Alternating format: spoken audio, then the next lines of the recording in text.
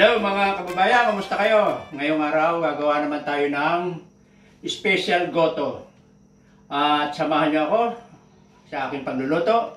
At ito yung ating mga gagamitin sa paggawa ng ating special na goto. Ito, meron tayong tuwalya. Ito yung binubong. Yan, may bituka. Gagamit tayo ng puso ng baka. At saka itong tendon. At ngayon, ilalagay natin dito sa pakukuloy natin tubig. At yan, medyo nabulak-bulak na ng konti. Lalagay na natin itong ating gagamitin sa paggawa ng goto. Yan, tuwalya. Ito yung bituka. Ito yung pinaka, ano tawag yan? Libro yata. Libro. Ito yung puso. At ito yung tendon. Yung litid ng baka. At yan ang ating gagamitin sa ating special goto. Yan. At ito, ating pahalbos lang natin. Tapos, mamaya natin ililipat sa ating pakukuluan tubig na may hugas bigas. At abangan ninyo mamaya, mga kababayan. At cut muna tayo. Yan mga kababayan. At napakuluan na natin. Ito ay pinakuluan lang natin para maiwasan natin o matanggal mo yung amoy nitong lamang loob. Tatanggalin natin ito dito. At bago natin sa ilipat doon sa ating paglalagaan na mismo na nitong ating gagawing goto. Kaya mga kababayan, ilalagay na natin itong yung ating inihalbos kanina na laman loob. Ilagay natin dito sa kasirola. At isusunod naman natin itong tubig na pinaghugasan ng bigas. At ito yung isasabaw natin dito sa ating lamang loob ng baka na gagawin natin goto. Ito yung pinaghugasan ng bigas ang ating isasabaw.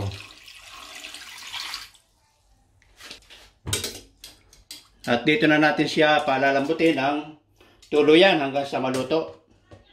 Tatakpan muna natin at mamaya tayo maglalagay ng ingredients para dito sa ating gagawing goto. Ngayon, nabulak na. Lalagay na natin itong ating sibuyas at saka bawang. Kanina hindi lang napabidyo. Nilagay ko na napalagay na yung ating paminta, asin at saka beef cubes. Gumamit tayo ng beef cubes para mas lalo lumasa yung ating laman loob ng baka. At lalagay na rin natin ito yung nasala ko na, ito yung aswete na magsisilbing kulay nitong ating goto.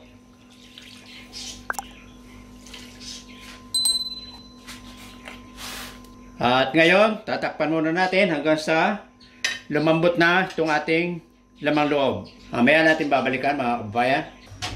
At ngayon, chichikin muna natin itong ating niluluto na goto.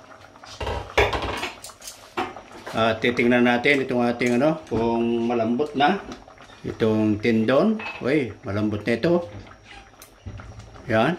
Itong mga tuwalya. Ito tama lang ito. Ganito kalalaki at mamaya natin gugupitin pagka ilalagay natin sa serving bowl. At ating palalambutin pa ng todo para yan para hindi tayo mahirapang umuya, yung mahina ang ating ngipin. Palalambutin muna natin ang todo. Mga ilang pang minuto ito mga kababayan, siguro mga 10 minutes or 15. Tayo ay makakatikim na ito ating special goto ng mangyan. Pan muna natin mga kababayan. Yan mga kababayan. At okay na itong ating goto. At dahil sobrang lalapad nito, gugupitin natin bago natin ilagay sa serving bowl. At sige, aahonin muna natin. Kukuha muna tayo ng ating lalagay sa serving bowl. Ngayon, yan mga kabayan, nasa bowl na yung ating lamang loob ng baka. At ngayon, lalagyan natin ng sabaw.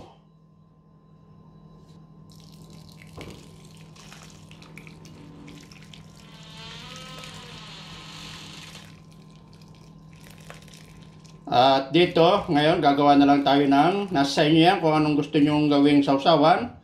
Maging sili na may patis at kay toyo At ngayon, lalagyan natin ng pinaka-dekorasyon. Ito ay ginayat natin na sibuyas. Dahon ng sibuyas, yan. Para magandang tingnan, magandang paningin sa mata. Then, lalagyan natin na isang sili. Yan. At maraming salamat sa inyong pagsama at panonood sa aking channel. At sana huwag nyo kalilimutan mag-subscribe sa aking YouTube channel. At maraming salamat po sa inyong lahat. At ingat po tayo palagi araw-araw. Ingat and God bless.